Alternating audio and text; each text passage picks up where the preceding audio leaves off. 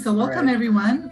It's very exciting to kickstart the 2023 Global Sake edition of It Takes a Planet. And we this year are going beyond planet Earth, new tech, new markets, new outlooks.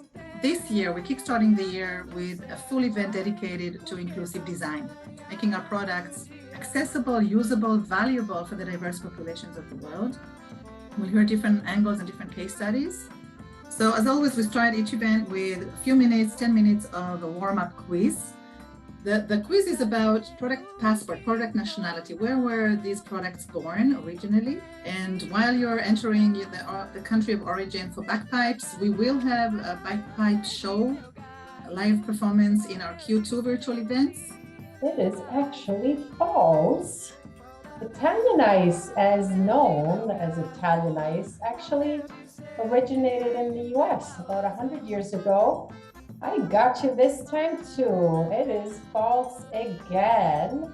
Of course, we all know sushi to be very popular in Japan. It is the capital of the world of sushi, I would say. But in fact, it actually traces back to a Chinese dish called naretsushi. And the dish was actually fermented rice with salted salt. I'm Eyal from Nomadity, and we developed a wearable personal radiation shielding for the deep space traveling.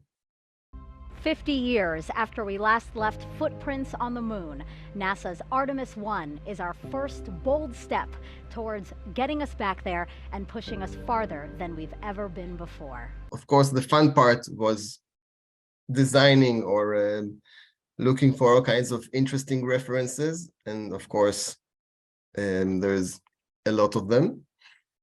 I'll just add that it's a great example, specifically designing for an edge use case that can then be applied to more common other use cases. And so with upfront inclusive design, it forces us to find innovative solutions that otherwise we would not solve for. Elroy Air is a Silicon Valley-based startup, and we're developing a cargo drone. We call it the Chaparral.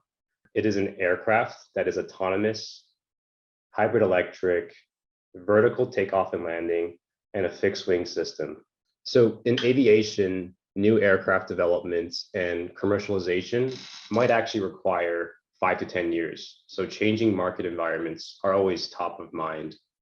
Our aircraft was designed in a modular way to account for the potential opportunities to integrate new technologies such as batteries or even hydrogen powertrains in the future. I ended up building vintage bikes in a dusty shop here in Brooklyn, New York, and kind of try to find the dichotomy between technology and the way things used to be made in sort of the 40s, 50s, where there was a lot of emphasis on craftsmanship, material integrity. How do we design something, not just a vehicle, but I believe something in general, is how does it evolve with pace of technology, which is embedded in sort of our design approach.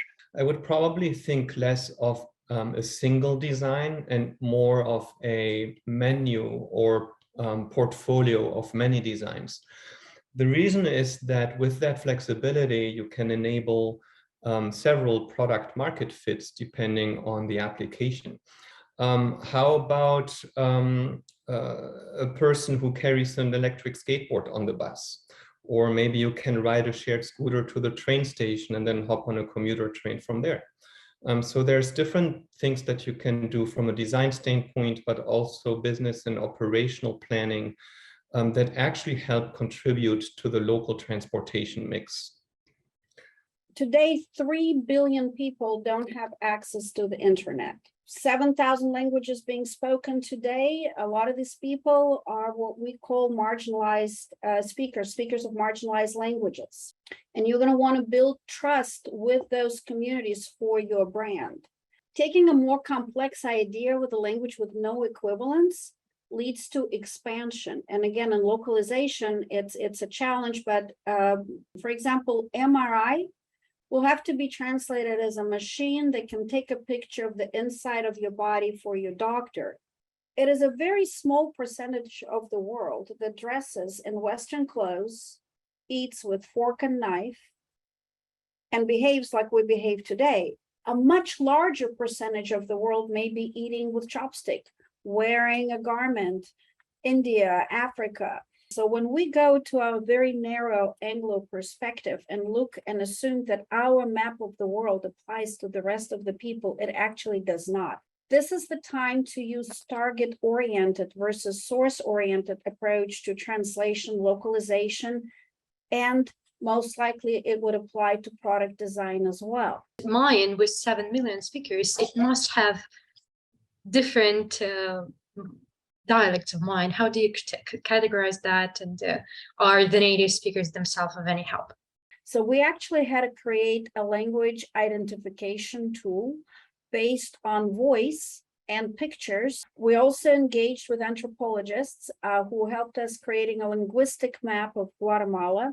We had to create a map of last names and first names and link that to the linguistic diversity and use that as a tool to help us identify what language the child speaks or the adult speaks and being able to help them.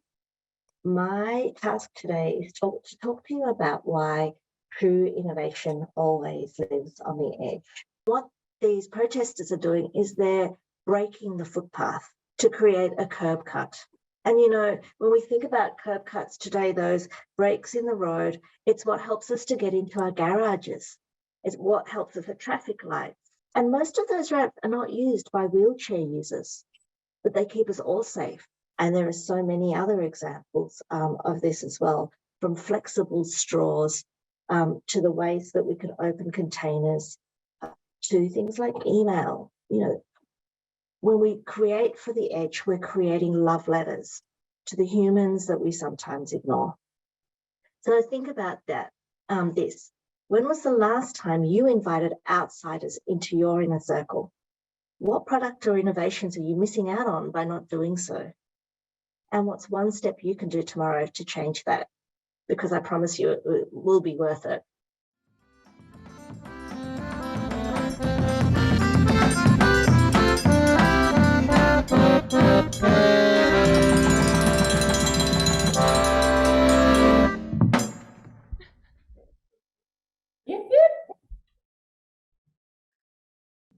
How did that feel out there, guys?